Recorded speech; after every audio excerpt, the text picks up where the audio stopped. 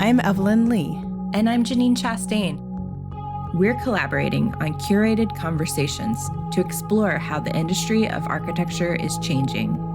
Together, we'll find ways to create new solutions to current challenges while elevating the value of architects. Welcome to Practice Disrupted.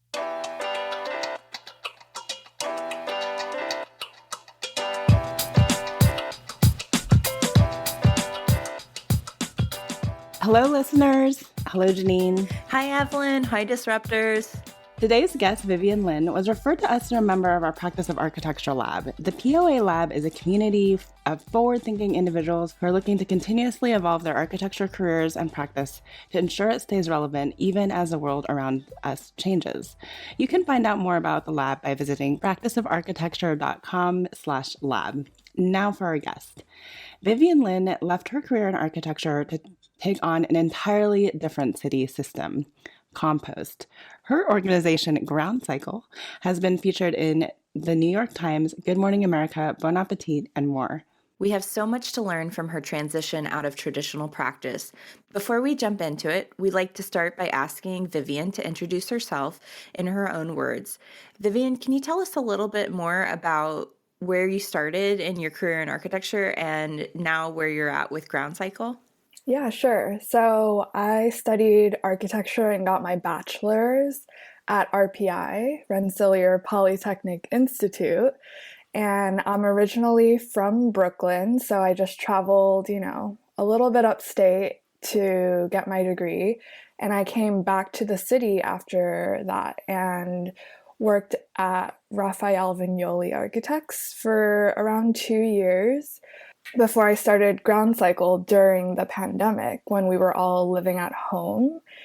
And basically, Groundcycle is a sustainability company, and where we started was when New York City shut down the compost program. So we were all working from home at this time because of the pandemic, and I was looking for ways to be more sustainable in my own life. So I was researching and found out about how important composting was. And once I found out, I was, dead set on doing it. And the very same week, New York City canceled the program because of budget cuts. So I started researching at home and realizing that I can connect with local farmers who are still working with a lot of organic waste all the time. And they're also growing a lot of food that they're not able to get to people's homes because they traditionally sell at markets or sell to restaurants. And all of those were not happening at the time. So I decided to start this thing called a bin swap, where you collect your organic waste in a bin and place it outside, and I come by and replace it with a new bin with fresh vegetables inside. And that way you're completely closing the loop between produce and compost, and everything is staying local and nothing is going to waste. So that's where we got started, and it was really a weekend project for me while I was working my architecture job. I didn't even know how to drive at the time, so it was me roping in my friends to come and help me transport everything and figure everything out. And I just decided to go for it 2 weeks after I initially had the idea. So it all happened super fast, and didn't really know what I was doing in the beginning at all, but definitely felt like I needed to do something during that time because I had decided I'm not going to be throwing out my organics any longer until I figure out a solution. So that's why I really pushed forward with the idea so fast. Was the budget cut from New York to stop the composting program related to the pandemic, or was that separate from the pandemic? It was related to the pandemic because the city had to cut back on a lot of programs to support COVID, to have a COVID budget. And compost was one of the first things to get cut, which is really disappointing because it's a small fraction of the city's overall budget, and so important. So it was really disappointing that it was one of the first ones to go. So has New York City returned the composting program now that we're a little bit further along? Yeah, so when I started, there was no at-home pickup and also no drop-off sites available. And so there were really zero options, and that's why I started. And shortly after I started, I also started a drop-off site for people to come to me instead of me going to individual homes. Drop-off sites did come back earlier than the pickup program. And right now, there are a lot of drop-off sites, and the at-home compost pickup brown bin program is also back in certain neighborhoods where they have enough capacity. What was demand like in that early point during the pandemic when you started doing this kind of outreach? Because I would imagine you've grown quite a bit, I would assume. And I'm curious, like, how many clients were you working with at that point versus what is your reach now in terms of how many pickups and drop-offs are you doing? When I first got started, I wrote a letter and sent it to my friends and family and told them about the issue and my idea. And that first week that I got started, it was around 13 people who signed up. And after that, their friends and networks started finding out about it and signing up, and it was slowly growing that way, just organically. And nothing was super formal. I was charging $5 a pop for, anything. You can create a custom order or skip your service. There was no really system with it. But slowly as I evolved, I knew that the system had to get a little bit better. Because the first day I got home after a super long day of traveling to the farm and back into all these people's homes. And I realized, I have to do this again the very next week because that's what I set up for it to be. So I really had to work on my feet and figure out, a smarter way to do all of this. Yeah, so people started signing up, and I think around a month into it, I didn't have a website. I just had this private Instagram account where I was documenting the process. And somehow this New York Times reporter found out about it while my partner was at a market and started asking questions like, what are you doing? Why are you picking up so much food? And he explained the project to her, and she immediately took an interest and started following us and reached out and said she wanted to write a story about it because she didn't even know that the compost program was canceled at the time. And so that obviously really propelled us forward to, people worldwide read the New York Times. So it was probably 3 months into it where the article came out, and I had just launched my website maybe 2 days before that because I knew we need to have something. And so yeah, that definitely, we had 150 signups in a day, and my phone was just buzzing nonstop for a whole day. But yeah, ever since then, we've had a really solid base of people, and a lot of those people who signed up from that are still on our program today, and they've diverted, over 1,000 pounds of organics just in their household over this time. We weigh everybody's compost and we tell them how much they're diverting every week. So you really see an impact of, the little steps that you're making in your life, how they translate over time. And how many customers do you have today? Yeah, so now we have, in terms of bin swap members, we have somewhere in the 300s. And then we also have, maybe 60 people who come to our drop-off site week after week, and that fluctuates a little bit. We also service some businesses. So that way we're able to scale up our impact a lot more. And I'm trying to also work with offices and just anywhere, because we're all eating all the time. So this is really relevant to literally everybody. Let's talk about the impact that you're wanting to make through this work.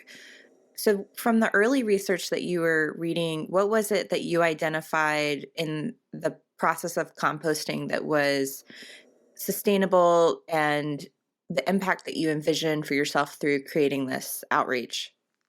It's really funny when I tell people I didn't actually compost before I started this composting company, because, it kind of sounds funny, but the idea is very simple, right?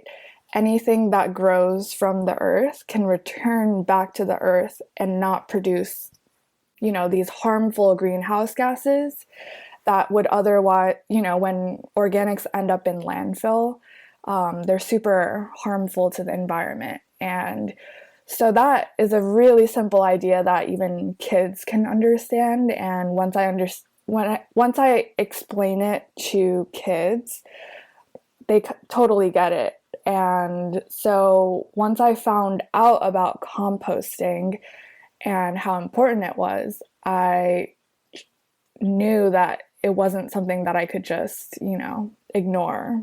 And yeah, I think it's, the everyday steps that we can take against this huge problem of climate change that can really be good on our own mental health as well as the health of the planet. Yeah, I feel like composting's one of those things where it's a small behavior that can add up and make a bigger impact, and it's a micro habit that you can do to participate in a sustainable lifestyle and not feel like you have to completely radically change your behavior. And I think it, like you said, like it adds up in such a meaningful way. But I'm sure some of our listeners are kind of scratching their head wondering, how does compost relate to architecture? So maybe we should go back and try to tell this story about how you began your career in architecture, and then you have ultimately moved over into becoming an entrepreneur in this social impact space. So can you talk to us a little bit about your initial interest in architecture and what made you pursue a B.Arch?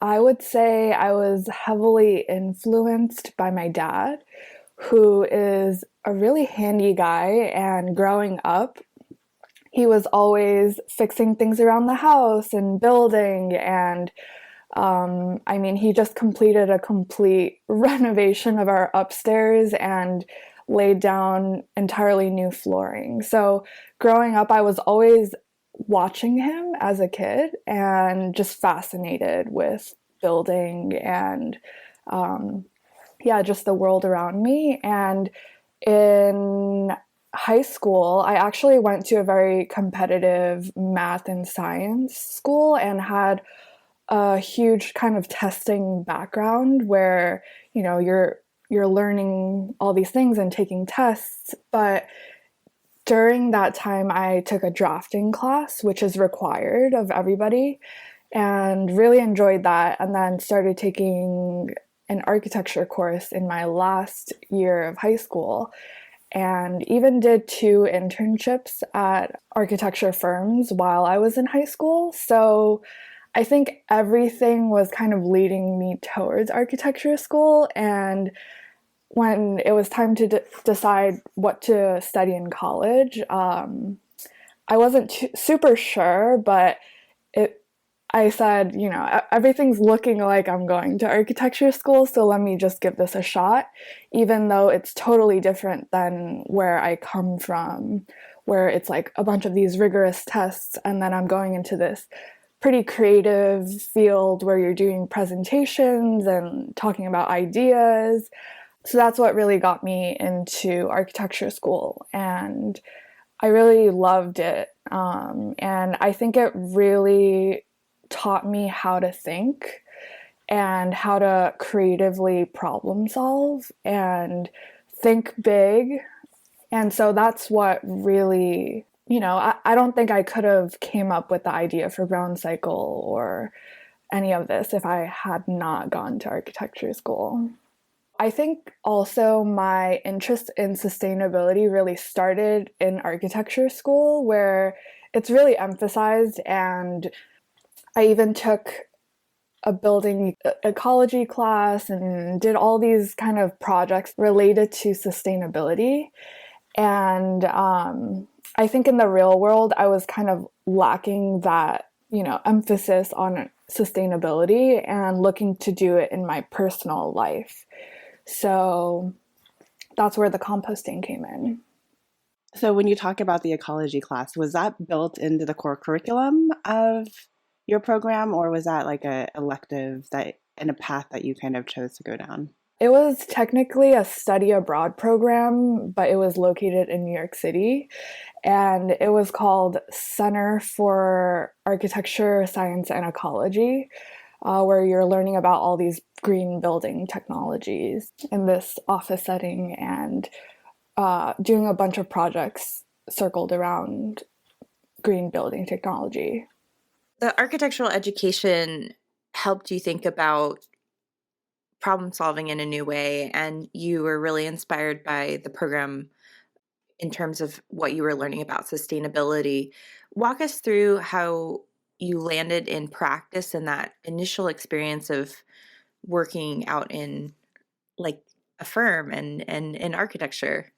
So I was working on a lot of large scale institutional projects, and it's actually not where I originally wanted to go into. I wanted to work on small projects and really get hands-on and like minute with the details. But I ended up, working on large construction, new courthouse building, and athletic facilities and stadiums and all of these big projects.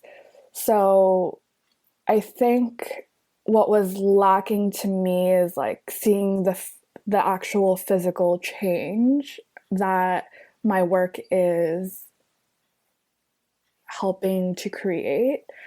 Because I know, obviously, we all know that architecture projects last a very long time and take a long time to actually for you to see the results. Composting, on the other hand, is, you can see everything very clearly. You can feel the weight of the compost, and like everything's very tangible. I think that's also a little bit of why I transitioned into something that has a little bit more of like instant gratification. I think Janine and I can both relate. We've said that at one point or another. I think, out of my entire time that I spent in practice, I only saw one building from like complete conception through to occupancy. And then I definitely had an impatience of wanting to kind of see the results, the tangible results I was making right away. So obviously you decided to make, it's so inspiring to hear that you kind of came up with an idea and 2 weeks later you were executing against that. I think a lot of people have not resistance, but they just have a hesitancy to kind of completely jump in hands and feet first. So when you tell me that you are interested in working on all of these small projects and kind of getting into it, it's really interesting how that translates to your work at Groundcycle. When was things at Groundcycle getting so busy that you just decided this is something that I want to do full time?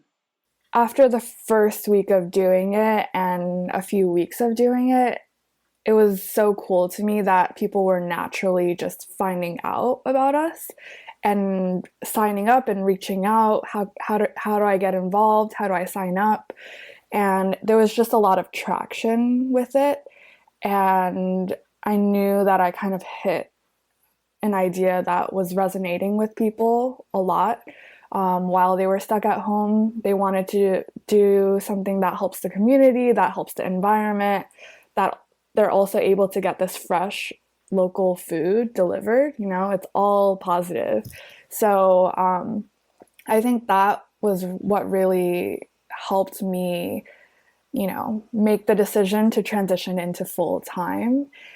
Also, I knew that this New York Times reporter found out about us and that I really needed to start getting to work on, creating a really good system that could hold a lot more people than I was originally starting with. And so that was just, it was a big push to get it all out there and work with software engineers to make a website and design our entire thing from scratch, and even doing like a delivery routing part of the technology that we have now, where in the beginning I just had a spreadsheet on my phone and like calculating numbers and then drafting up emails the night before.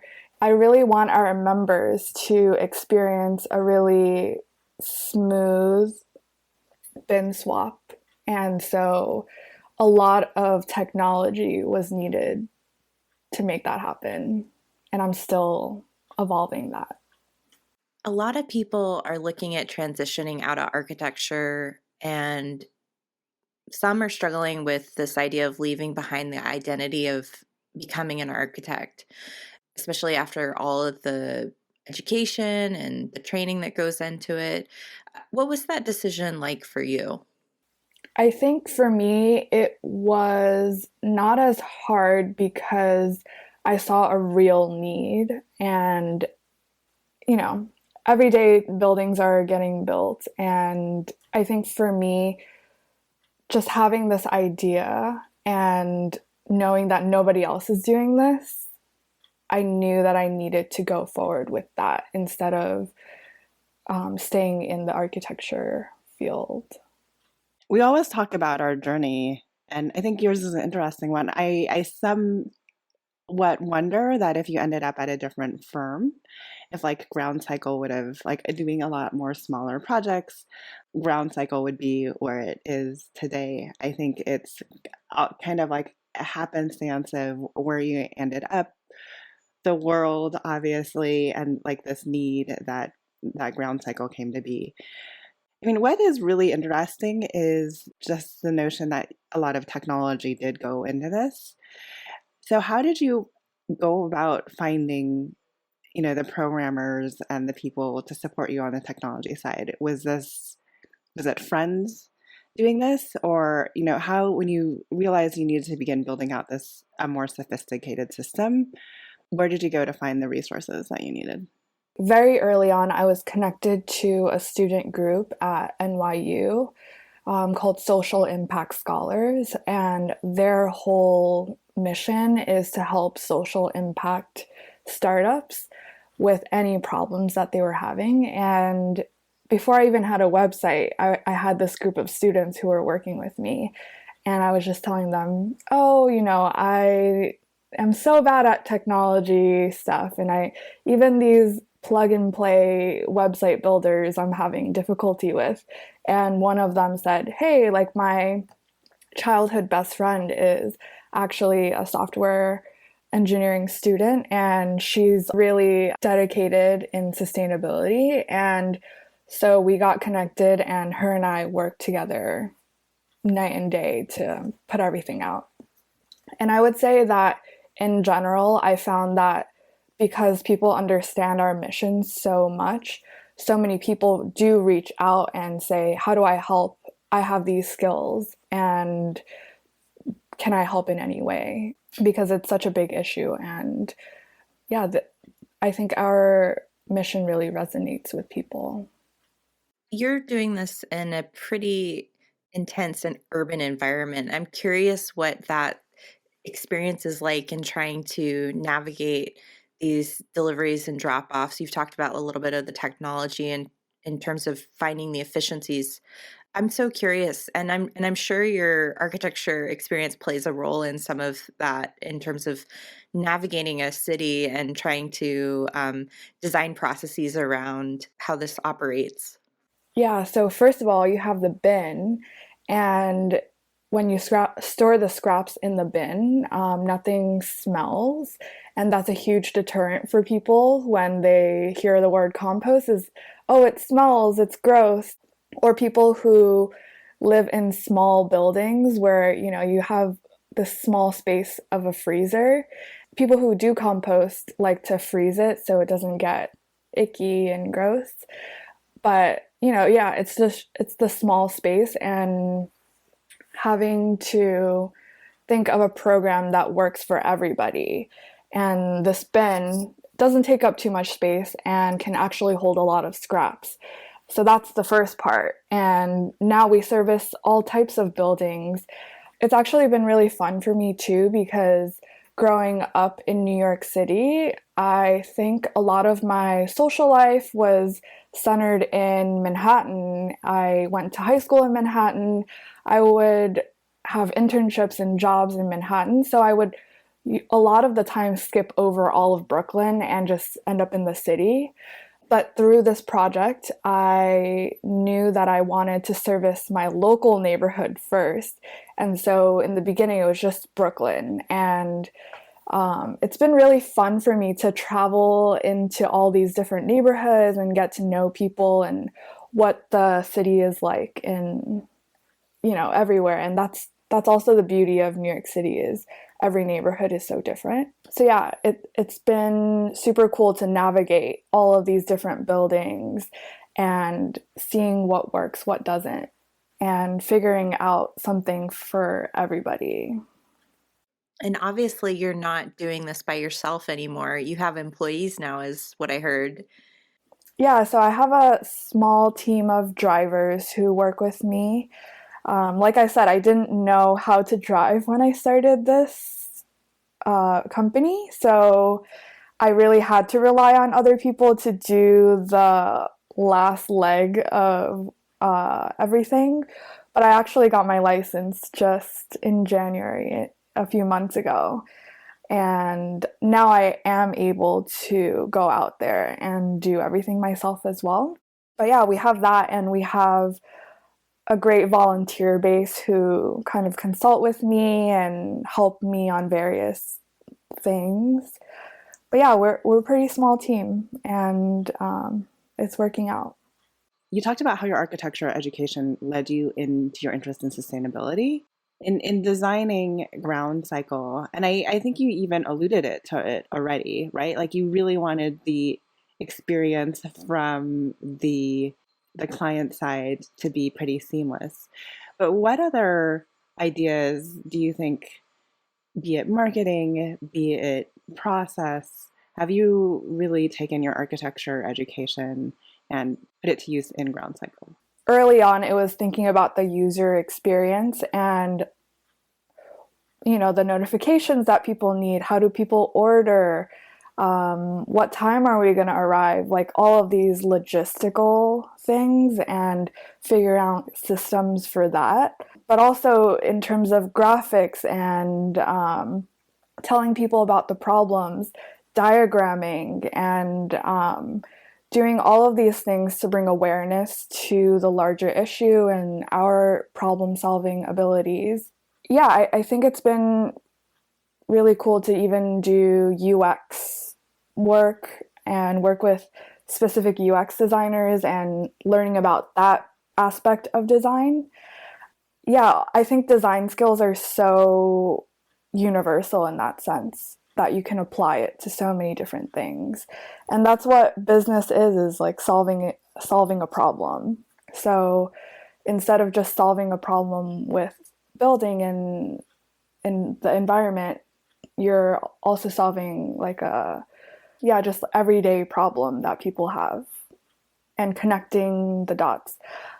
I also tell people that my position right now is pretty similar to architecture in the sense that when you're working on a building project, the architect is often the person who's connecting all these different dots, and architects don't always know everything about everything, but they know a little bit about everything. And so they're able to put the pieces together and connect the engineer with the lighting consultant, with the structural, all of those things. But right now, what I'm doing is connecting all of these people who are creating a lot of solutions and the people who need it, and yeah, just creating a whole world around sustainable solutions. What I didn't mention yet is that now we do a lot more than just pick up produce and deliver farm vegetables. We also collect a lot of hard to recycle items, like soft plastic bags and snack wrappers and beauty packaging. All of these things that would traditionally go into landfill, we're actually finding people who are working with those materials and yeah, invest in utilizing those materials so that they're not wasted. And we also work with sustainable businesses to deliver their goods, like plastic-free pantry products and, bamboo toothbrushes, soap refills, all types of things that you can use in your daily life to be more sustainable rather than the, traditional you buy and throw out so much. Everything we deliver, we collect back, and we also collect back more than we deliver. So seeing all of these solutions that people are creating and then just connecting people with it. We also do something fun like deliver out member-made goods. So we're really building community around what Groundcycle is. Somebody bakes and donates the money to charity, and we now deliver their goods to everybody.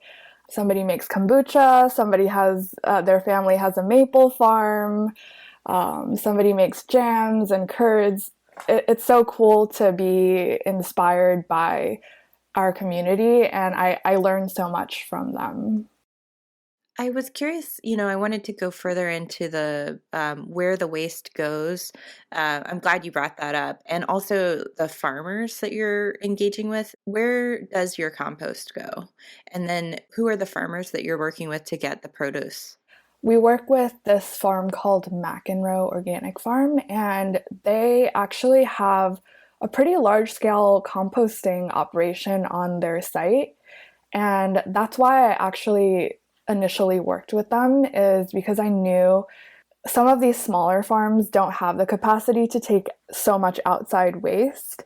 And I wanted to find somebody who was already doing it at a pretty large scale and could accept a lot more because I didn't want to limit our growth. And then the farm that we work with our produce is called Garden of Eve, and they're out in Long Island. They're an organic farm, and basically the owner, Eve, she was willing to work with me on this project, and yeah, it's been great. We have like farm tours, and we also offer our members an option where you can customize your produce order, which is not really common with local farm boxes. It's usually like a CSA style where you just pay for a quantity and get whatever the farmer decides to give you. But to limit on the waste of that, we also have an option where you can customize your order. And so a lot of those things she was willing to work with me on, and they also grow so many different veggies. So we have a lot of variety too. I see a lot of people in the younger generation really being more entrepreneurial about and socially driven about where they are headed with their careers. Did you always know, like, was the entrepreneurial spirit like just a part of who you are? Or was it just, you stumbled across this need, you saw the reaction, and then that kind of turned you into the entrepreneur? So many people, myself included, have such a hard time making that leap to starting something. So I'm just curious as to what drove you, what continues to drive you, and how you continue to, like, what is your source of inspiration now that you're kind of out of architecture to continue to grow what you're doing? I don't think that I always thought I was an entrepreneur, but it does make sense that I started my own business because actually both of my parents are entrepreneurs. I'm first generation American, and when they arrived in the US, they started their own restaurants. And I can't believe that, just like starting a new business in a country where you don't really even know the language, of like how they did that. So I think it's really funny because my parents tell me, hey, we did the hard stuff of starting our own business and making a living in this country so that you could live an easier life and work an office job where you don't need to do any manual labor. But then I naturally gravitated towards doing this outdoor thing where we're lifting a bunch of stuff and dealing with other people's waste. So they're not too happy about it. But I also tell them that their hard work also rewarded me the ability to start something like this that really comes from my heart, because if I was worrying about if I was able to survive or not, then maybe I wouldn't have the creative ability to think of something like this and start something like this. But yeah, right now I'm also using their house, using the backyard, using the basement, using a lot of this space. And it's cool to draw inspiration from my parents because I know how hardworking they are. And that I think has really inspired me. And yeah, just in general, the community that really cares about stuff like this. It's been really fun to meet so many people who have the same interests, and we all, have a special bond with each other. Is there anything that you miss at all about being in that office, about being amongst maybe more of your architectural peers on a more regular basis? I do definitely miss the people, and being in an office environment where you have all these people to bounce around ideas. But I still do stay in close communication with a lot of my coworkers, and we often still get together and catch up on, where everybody else is at with their lives and design careers and all that. And I still have so many friends in the architecture world, so I don't think I'm completely removed from it. And actually, right after this, later in the evening, I'm going to be giving a talk at one of the first places I interned at, Perkins Eastman. I'm doing like a lunch and learn there. So yeah, I'm very much still involved in the architecture community and very interested. And I think that there's a lot to learn from the design profession. Definitely. I mean, I think you are thinking about this from a viewpoint of having been trained as a designer, and you will continue to be an advocate for design and architecture through this work. It's an intervention. It's a city scaled intervention to make a social impact. So I see the overlap. I'm not sure if everyone does, but I think certainly Evelyn and I appreciate it and understand it. You're only 2 years old as a business, which is still pretty early. So I'm curious, and you've grown quite a lot, which is really impressive. Where do you see the future for Groundcycle and for yourself as an entrepreneur? Where are things heading? I would love to work with all buildings, I would love to work with offices and businesses and get entire buildings to be on our, circular living plan. And we're creating so many different solutions. So I think it really applies to everybody. And I think that's the bigger idea, is just getting more people on this, because we're trying to figure it out so you don't have to. Sustainable living is oftentimes really hard right now because you're digging into like a bunch of research and finding out what you should do with this and this. And I think we should just share the knowledge once we find something. And that's what I'm really doing with Groundcycle. It's kind of like my personal journey of sustainability. I didn't start with composting until I started the company. And now that I've found all of these other sustainable solutions, I'm integrating it into the program so that all of our members can get in on it. So yeah, just continuing to build up our network of sustainable solutions and growing also the people who are using all of these solutions, because we can all, we can't do as much when we're on our own, but all together we can do a lot. And that really shows for me. Even though, in the grand scheme of things in New York City, we're pretty small, a couple hundred people versus like thousands or I don't know, even millions. But yeah, just growing the community. What service area are you servicing right now? And if I'm in or around that service area at all, and I'm on the building owner side, what's the best way to reach out and get in touch with you so we can help you grow this? Yeah, so we have a website, groundcycle.org, and you can reach out to us there. Email, I'm checking all of the emails. And right now we're in all of Brooklyn and Manhattan. We started with just Brooklyn, but now we've expanded.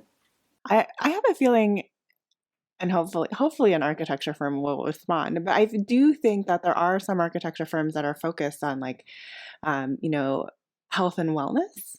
So maybe there's a way for you to get them involved too, as they bring back people to the office, providing fresh produce for the employees. So just a thought that I'm going to throw out there for architecture firms or anyone else listening.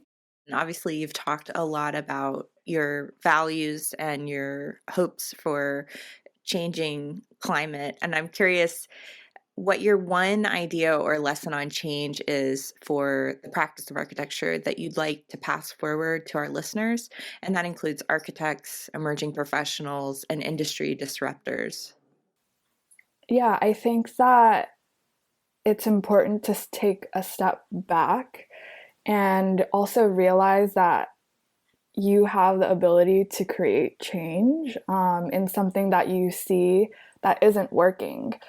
Realizing that you have the ability to make change, because oftentimes I think we're stuck in systems that aren't working and we just kind of stay complacent or just follow the everyday. But I think when I came up with the idea for Groundcycle, it was a really reflective time for everybody. And through that reflection process, I came up with an idea, and it spiraled out of control. But yeah, I think just taking the time to reflect and make steps in your own life that you feel drawn to, and yeah, just following your gut. Hi, Disruptors! If you like the content from today's show, you can find all of our past episodes over on practiceofarchitecture.com/podcast. Be a part of the conversation by joining us, our speakers, and others in our community at practiceofarchitecture.com/community. Our social media handle is @practiceofarch. That's @practiceofarch. We love to hear from you. Drop us a note to say hello.